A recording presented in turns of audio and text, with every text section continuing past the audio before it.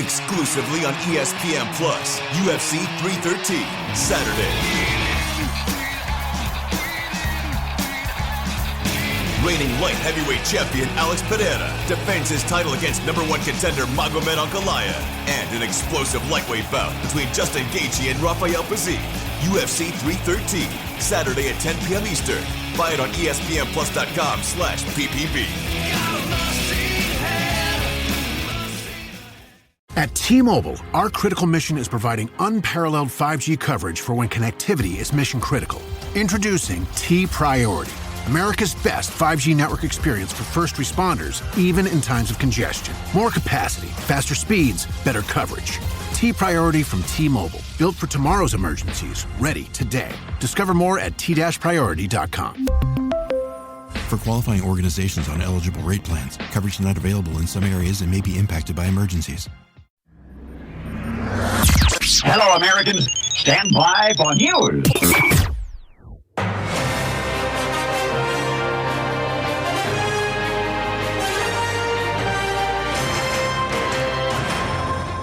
This is the Classic Guitar Rock Daily Update.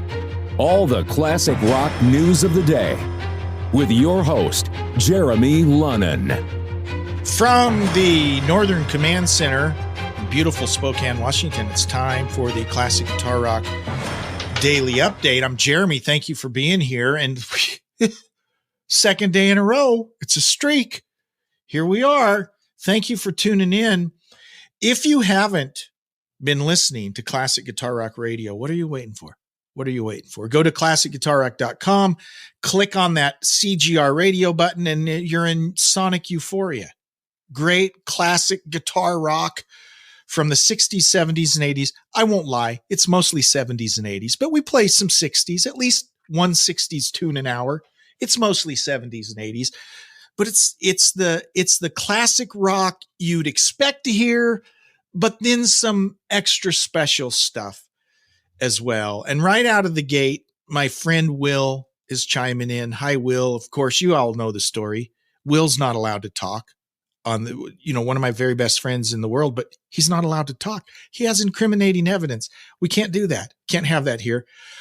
The reputation of the show is too important to risk. So, Will, thank you for joining as a silent observer. We appreciate it. Will, by the way, let me tell you a story about Will. Will, I don't know how this happened, Will. Will is like, are you in charge? Are you in charge of our 40-year high school reunion? You and like two other people are like in charge. And I don't know how you got saddled with that responsibility, but I know Will can handle it. I'm already making plans to stay at his house next. He doesn't know this. I'm already making plans to stay at his house next summer for said 40-year reunion. 40-year reunion, class of 85, Lawton High Wolverines. Woo! Will says, not really. I don't know what does that mean you're not in charge or that you don't have the wherewithal? I don't know. Yes, I am. You've already said too much, Will. Okay, you've already violated the prime directive. But thank you for being here. So yeah, I'll come rolling in. I probably won't even give you notice. I'll just show up next summer sometime. Will, I'm moving in for a week for the reunion. Tell Rachel I'll be there. Okay, I'll be expecting dinner every night. All right. So thank you, Will. Thanks to all of you for being here. You can always chime in like Will's doing via Facebook, Twitter, X, the YouTubes, all the different ways. I'd love to hear from you today. So let's jump in here. Excellent musicians playing terrible music. This is going to get people mad at me. Who am I talking about? King Crimson. King Crimson. There's a whole bevy of King Crimson fans. I don't know why. Adrian Belew's supergroup King Crimson tribute band Beat will live stream their November 10th concert in Los Angeles. Many of their remaining shows have limited seats available with multiple sellouts. So Adrian Belew, I love Adrian Belew. Here's the thing. I like the members of King Crimson. I just can't I try to like them, but I can't keep up the facade. I just don't. Okay. Excellent musicians playing bad music. Sorry if that offends you. Oh, Daddy. Remember that song from about 1989, Adrian Belew? I bought that CD. I bought the whole CD. It's the only good song on it.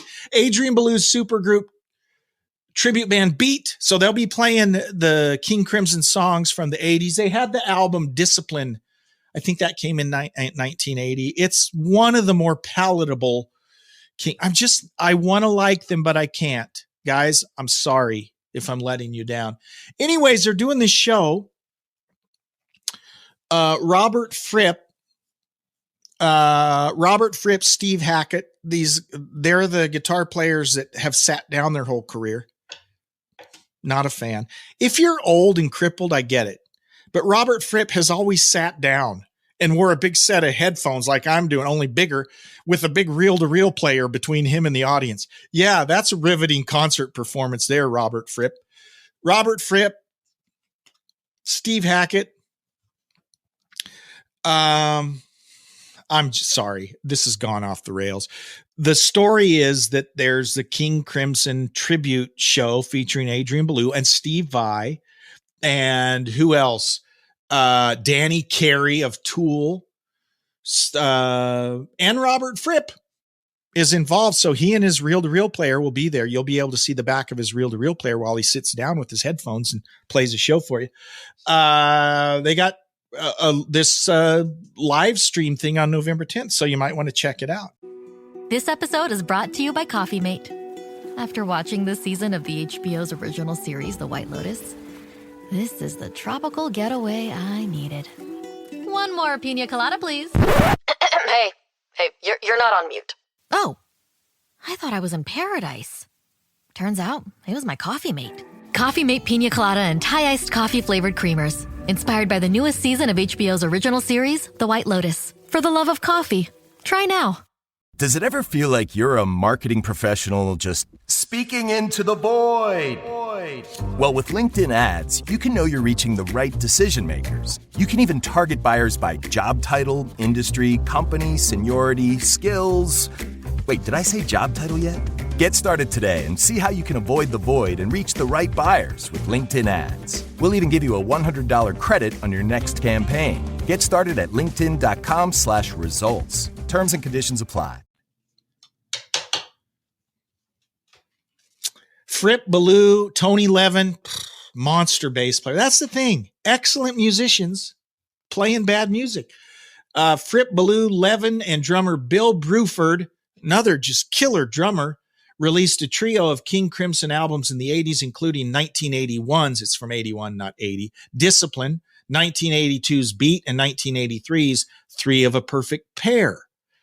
So they'll be playing a lot of stuff from that era. The Los Angeles live stream will be mixed by Bob Clearmountain, who has served in the same role for countless classic rock sessions, as well as live stream tributes for the late Foo Fighters drummer Taylor Hawkins. So check that out if you're a King Crimson fan. Tucker says, I find it comfy sitting down when playing guitar. I struggle standing up. You know what, Tucker, it's way easier to play sitting down. No, I get you. But unless you can't stand up, for the viewing audience, please stand up. Just please stand up, and don't put a reel-to-reel player between you and the audience. That's all I'm saying. I'm not trying to be mean. Tucker, by the way, says, love Motley Crue, but Vince can't sing and Nikki can't play, apparently. No argument there. Thank you, Tucker. What else we got? I didn't intend for this to be the theme. Okay. Alice Cooper. I love Alice Cooper, the person, but just can't get into his music. I'm not trying to be negative on purpose today. It's just fallen out that way. I love Alice Cooper. One of my favorite individuals. Seriously, I love him. Well, why are we talking about him? Because he's announced tour dates. Here's the story too, by the way. So many good people have have toured with Alice Cooper, and they all have nothing but nice things to say about Alice. He's a wonderful individual. I just wish I liked his music more. I want to. I play lots of Alice Cooper on CGR radio, by the way. I just need to stop. Okay, the new dates follow his recent tour with fellow shock rocker Rob Zombie that got underway in late August. So the latest leg started in August. The 2025 dates so far include 9 concerts that will keep Cooper on the road through February, plus a festival date in early May, and I'm sure there'll be more. Everyone loves playing with Alice Cooper. He's a great dude. Cooper's summer tour featured some of his best-known songs, including No More Mr. Nice Guy, I'm 18, $1 Billion Babies, Elected, and School's Out. His latest album, 2023's The Road, however, was not represented in the opening night set of the tour he shared with Zombie. So let's talk about that for a minute. So for instance, the 6th of October, I went and saw Judas Priest. Great show. And I would be interested in your thoughts on this. When you go see a legacy band, be honest, when you go see a legacy band, how much of their new material do you want to hear? How much do you want to hear? Priest played 2 songs from their new album, which I thought was about right. And they were good songs. They played Panic Attack. They played Crown of Horns. They might have done Invincible Shield. No, I think they only did 2 anyways. And they were good. They were good. So what are your thoughts? Do you want to hear new material from these? Now think about this. Back in our day, back in the 80s, for instance, if you went and saw Judas Priest, well, they're getting played all over MTV and the radio, at least rock radio. So you expect them to play a bunch of Screaming for Vengeance, right? If you're seeing them on that tour or on the Defenders tour, you're expecting 3, 4, 5 songs from the new album because it's hot. Well, now the nature of the music biz is these legacy bands released a new album and it doesn't get any airplay. So unless you really go seek it out, you won't be familiar with it. It is what it is. So what's the right mix? Do you want to hear a bunch of new stuff or would you rather just them stick to the classics? The Who. The Who. Yeah. They're not done yet. We thought they were done. They've done a farewell tour about 20 times now. They're not done. They're coming back. After a year mostly spent apart, this is according to Ultimate Classic Rock, Pete Townsend confirms that he and Roger Daltrey will be working together again in 2025. Pete says, quote, I met with Roger for lunch a couple weeks ago. He's talking to the Standard. He says, quote, we're in good form. We love each other. We're both getting a bit creaky, but we will definitely do something next year. Okay. Most recent tour together was back in 2023 when they had a string section at their shows. Townsend indicates that any future dates would more closely resemble Daltrey's more stripped down 2024 U.S. tour. Remember, Roger did a little solo thing. Quote, the last big tours that we've done have been with a full orchestra, which was glorious, but we're now eager to make a noise and make a mess and make mistakes and probably make more money if they don't have an orchestra in tow. The Who played a couple of standalone shows in March in support of Teenage Cancer Trust at London's Royal Albert Hall. More recently, Daltrey inducted Peter Frampton into the Rock and Roll Hall of Fame. And Townsend in November will be at the Theatre Royal in London for a performance of The Seeker, which is an upcoming concept album completed with his wife, Rachel Fuller. The most recent album under the Who banner remains 2019's Who.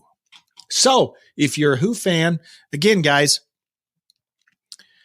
you got to get out and see these guys while you can, because I know it's the Who and I know they do one every couple of years, a farewell tour, but eventually it will actually be the last one. So you should probably get out. The Who, listen to Who's Next, by the way. Okay, another shameless plug for Classic Guitar Rock Radio. if you listen to The Well, which is our show that's on every Saturday and Sunday, the last hour of The Well is called The Whole Hog, where Dennis Hoagland plays a complete album. So a few weeks ago, he plays Who's Next. What an album. You sit through and listen to an album like Who's Next, and it's like 60% of the album are classic rock staples. You know, I didn't know this was on this album. I forgot this was on this album. I didn't know it. Seriously. Unbelievable. And that like came out in 71, I think. Just a tremendous album. The Who has a great catalog. I love them. Okay. Townsend points the finger at Daltrey for this delay, though the dam may be close to breaking. Quote, the album side of it, Roger's not keen, but I would love to do another album. And I may try to bully him on that. Now, remember, Roger has been very outspoken about not wanting to make an album because he says you can't make money on an album. You can't make money. You know, and I don't want to get into the whole streaming model. Artists don't make money. I just saw a post, and I even made a snarky comment to this post. Where did I see it? I saw it on X. Someone had made the point that for a band to make the same amount of money they make from selling one physical album, they have to like get 5,000 streams. So think about that. Something like that. Might even have been higher. Right. Artists don't make any money from streaming, and yet you have to stream, because the snarky remark was, well, I'm making fun of myself. Artists don't have to stream. No, they don't. They don't have to stream. But 99% of folks, that's the way they consume music now. So if you don't stream, you aren't going to make any money. Right?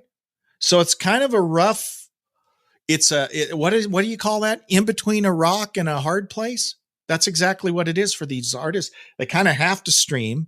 I get, you know, on principle, they could say, well, we're not going to stream. And a lot of bands held out for a long time, but no one's really holding out anymore because they realize I can hold out on principle, but then I don't make anything. So what's my point? My point is, if you really want to support an artist, buy their albums.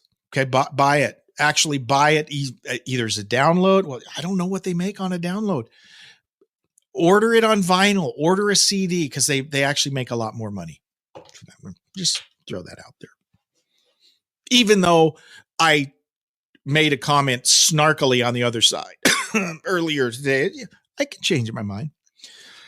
Tucker says, Maiden with the Future Past tour only played 2 songs from Senjutsu. Most were old songs and received far better from the fans. Same with AC/DC. I think fans want to hear the big hits being played, but with a balance of new material. Metallica played 2 nights at Donington, 1 night old material, 2 night new material. Let's demand 2 nights for the price of 1 ticket.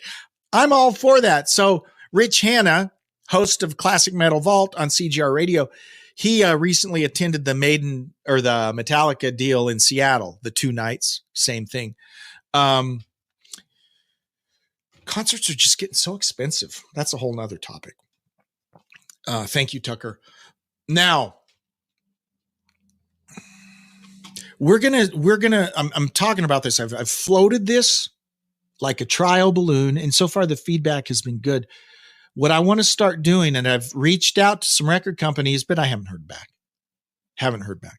Basically, I want some record companies like Frontiers, right? Or some of these other labels that produce either new albums from legacy bands or new bands that have a classic rock sound. I've reached out and said, hey, send me some music and I will play it on my radio station. We'll do a show dedicated. I'm also thinking of like actually once an hour, maybe we'll have a little sweeper that says, here's new music that doesn't suck. And then we'll play a new song, right? Something like that. I'd love to be doing that because there are bands putting out good music that old farts like us would enjoy. So, but I don't want to buy them. because I can't afford to buy everything new that comes out. But if record companies would send it to me, I'd totally play it on the station. So anyways, speaking of new bands playing good music, I had the opportunity to see Sabaton open for Priest. These guys are awesome. Have you seen Sabaton? Sabaton, if you like Iron Maiden, right? If you like Judas Priest, they got more keyboards, right? A little more keyboardy, but they're history nerds. That's one of the things I appreciated about Iron Maiden. Steve Harris, total history nerd. So you'd hear an Iron Maiden song about a famous battle or a book or a poem by Coleridge, Rime of the Ancient Mariner. Who writes a song about an old epic poem? Iron Maiden does. Well, so Sabaton, they're specialized. All of their songs, all of their music is about battles, famous battles throughout history, maybe medieval battles, the French Revolution, World War II. I mean, they've got all kinds of stuff. Their stage is like a big tank turret. It's awesome. It's awesome. So they are recently have been opening for Priest. I think they've opened for Maiden. They're really good and really enjoyable. They're funny, right? If you get a chance to see Sabaton, I would totally play Sabaton on our station, right? Because they're good. And I think our demo, folks with good taste like us, would like them. So Sabaton has a new concert film. It's called Sabaton, The Tour to End All Tours. This is from Blabbermouth. It checks off another item on what is now becoming an increasingly long list of accomplishments for the Swedish metalers. The film's global premiere included 700 cinemas spanning 26 territories, including a late October release in North America. It is not out of reach to suggest they are the closest thing to this era's Iron Maiden. A band with a set-in-stone sound, packed concert venues, and brand value that goes beyond merchandise and into video games, TV channels, and even print magazines. Sabaton has also done it without the benefit of a hit single, preferring the tried and true method of a steady album tour release cycle that has tacked on fans in numerous territories. I loved them, guys. They're great. Really enjoyed them. I would love to see them on a headlining tour. And I'm a grumpy old fart. So when I say I like new, and I say a new band, I think they've been doing it for 20 years, right? So they're not like snot-nosed kids, but they put out new albums and they're really good. So if you have a chance to see Sabaton, do it. All right. I've already talked too much. Guys, thank you so much for tuning in. I appreciate all your support. Will, Tucker, thanks for your comments. And again, check out Classic Guitar Rock Radio, and we'll do it all. You know what? I'm going to make the commitment. Let's do it again tomorrow. Let's meet tomorrow. Same bat time, same bat channel. I'll see you then. Live long and prosper. Bye-bye. What you just said is one of the most insanely idiotic things I have ever heard. Thanks for listening. You can email Jeremy at classicguitarrock@mail.com. Everyone in this room is now dumber for having listened to it. Tune in each weekday for the Classic Guitar Rock Daily Update.